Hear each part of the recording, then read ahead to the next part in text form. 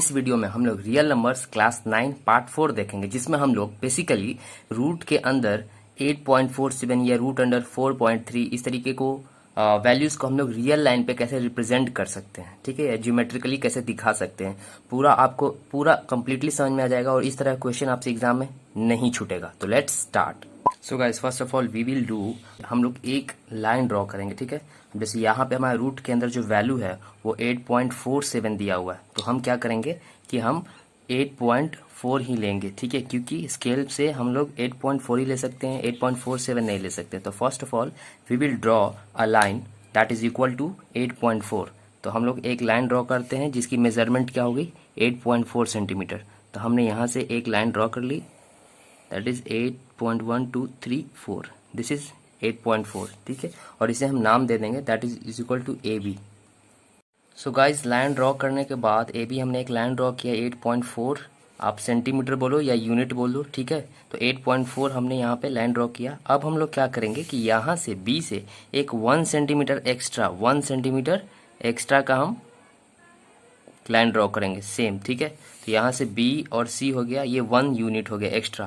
तो ये कितना था 8.4 प्लस 1 कितना हो गया 9.4, ठीक है। अब हम क्या करेंगे कि 9.4 ये जो पूरा ए से लेके सी के बीच में मिड पॉइंट से हम एक सेमी सर्कल ड्रॉ करेंगे, ठीक है।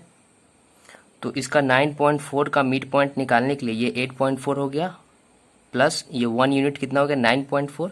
9.4 का मिड पॉइंट क्या होगा, इसका हाफ वाला वैल्यू, ठीक है। तो ये हो जाएगा 4.7। तो यहाँ से हमें 4.7,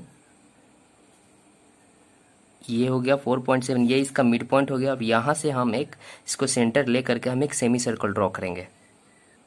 तो गाइज, इस पॉइंट को हम सेंटर ले लेते हैं और यहाँ से ए तक आर्क ले करके हम एक सेमी सर्कल ड्रॉ करते हैं।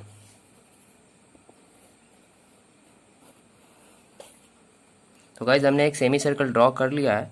अब हम क्या करेंगे कि बी से परपेंडिकुलर ड्रॉ करेंगे, बी से, ठीक है। आप यहाँ से कंपास से भी ड्रॉ कर सकते हो, नहीं तो स्केल से भी सीधा आप परपेंडिकुलर ड्रॉ कर सकते हो। और जहाँ पे इस आर्क को कट करेगा उस पॉइंट को हम कुछ दूसरा नाम दे देंगे, जैसे सपोज डी नाम दे दिया हमने इस आर्क को, ठीक है। तो गाइस, ये जो बी डी की जो लंबाई है, जब इसको आप मेज़र करोगे तो इसका जो बी डी का जो वैल्यू आएगा वो रूट अंडर 8.4 के बराबर आएगा, ठीक है। तो वैल्यू हमारा निकल चुका है, लेकिन हमें इस रूट अंडर 8.47 को हमें रिप्रेजेंट करना है रियल लाइन पे, मतलब इस लाइन पे, ठीक है। तो हम क्या करेंगे कि बनाते वक्त इसे थोड़ा और बड़ा बनाएंगे, थोड़ा बड़ा बना देंगे और 8.4 इतना ही मार्क करेंगे, फिर 1 सेंटीमीटर एक्स्ट्रा मार्क करके सी नाम दे देंगे, ठीक है। अब हम क्या करेंगे कि बी को हम लोग सेंटर लेकर के एक यहाँ से आर्क ड्रॉ करेंगे, ठीक है, क्योंकि हमें ये जो लंबाई है ये नंबर लाइन पर रिप्रेजेंट करना है। तो हम क्या करेंगे, इस लंबाई को हम मेजर कर लेंगे। तो हम इसने यहाँ से यहाँ बी डी को हमने नाप लिया है और बी को एज ए सेंटर ले करके और डी से हम लोगों ने एक आर्क ड्रॉ करना है। और ये जहाँ इस एक्स एक्सिस पे लाइन पे कट करेगा वही हमारा वैल्यू हो जाएगा।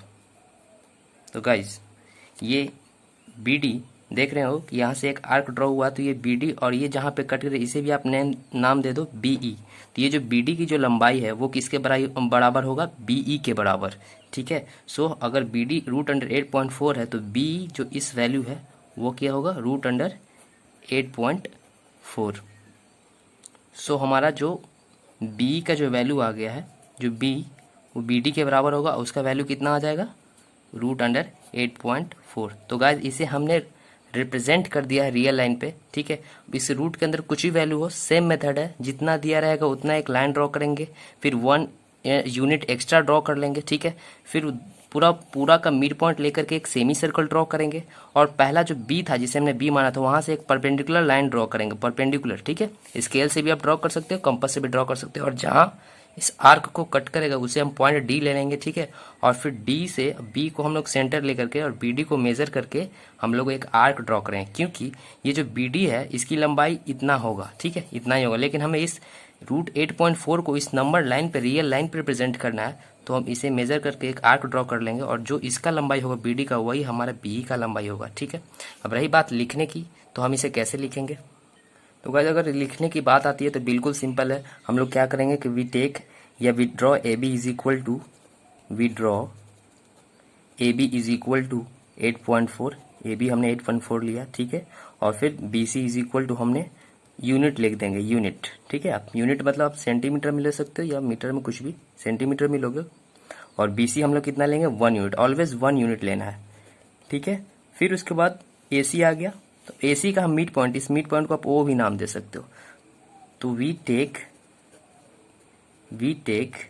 Mid point of A C, A C का हम लोगों ने मिड पॉइंट लेते हैं, ठीक है, एज ओ लेते हैं, ठीक है। और फिर उसके बाद हम लोग क्या करते हैं, taking O as centre, O को सेंटर लेते हुए, and A O as radius, O को सेंटर लेते हुए और ए ओ को रेडियस लेते हुए वी ड्रॉ सेमी सर्कल। फिर इसके नीचे ही लिखेंगे, मैं इधर लिख दे रहा हूं। उसके बाद फिर क्या करेंगे, वी ड्रॉ, या सीधे आप लिख सकते हो draw B D, B D हम लोग परपेंडिकुलर ड्रॉ करते हैं, किसके, किस पे, ए सी। तो गाइस हम लोग बी डी ड्रॉ करते हैं परपेंडिकुलर किसके, ए सी के, ठीक है। अब देखो यार, बी डी का जो लंबाई है वो इतना ही हो जाएगा, वो आंसर निकल गया। लेकिन हमें बी डी रिप्रेजेंट करना है किस पे, इस नंबर लाइन पे, इस नंबर लाइन पे हमें रिप्रेजेंट करना है। तो क्या कहेंगे, वी ड्रॉ आर्क, एक आर्क ड्रॉ करते हैं, ठीक है, टेकिंग बी एज सेंटर। जो आपने किया है बस उसी को लिखना है, कोई अपने मन से भी लिख सकते हो, जरूरी नहीं है। अब बस जो मैंने किया वही लिख दिया, ठीक है। Taking B as center, B को सेंटर लेते हुए, एंड बी डी को as radius, B D as radius, ठीक है। हम लोग आर्क ड्रॉ कर दिया, देयरफॉर बी डी, अब इस आर्क में ये पता है ये भी रेडियस और ये भी रेडियस है, बी डी का जो लंबाई है वो बी के बराबर होगा, और जो वैल्यू उसका कितना है, √8.4, ये आंसर हो गया। तो आई होप गाइस आपको समझ में आया होगा। सो गाइस अगर रियल नंबर में कोई परेशानी हो रही है तो मैंने पूरा सीरीज बनाया, आप उधर जाकर देखें, और मैं गारंटी से कहता हूं कि आप कहीं से भी क्वेश्चन बना लो, एनसीईआरटी, आरएस सवाल, आरडी शर्मा से, आपसे इजीली सॉल्व हो जाएंगे। तो ऐसे ही वीडियोस के लिए प्लीज लाइक एंड सब्सक्राइब कर दो यार, ठीक है। और कोई भी चैप्टर्स का वीडियो चाहते हो तो कमेंट कर दो। तब तक के लिए बाय बाय, टेक केयर।